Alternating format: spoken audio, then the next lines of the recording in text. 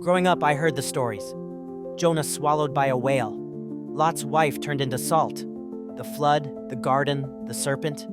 And I always asked, are we supposed to take these literally? Because if you ask some devout believers, they'll say yes, absolutely. They'll tell you, you either believe all of it, or you're not a true Christian. And honestly, that kind of black and white thinking is what makes me want to walk away. Because I don't believe God gave us brains just to shut them off. We've all heard it. Believe or you'll go to hell. Really? That's the God we're supposed to serve? A God who offers us free will, but then demands blind obedience or eternal punishment? That's not love. That's fear. And fear isn't faith.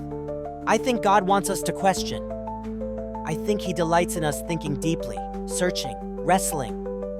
Not because He needs us to get it all right, but because He wants us to choose Him freely. Isn't that the point? Look, I'm not saying science replaces God, but I am saying this. God gave us minds for a reason. He gave us intelligence, creativity, medicine, discovery, all of it.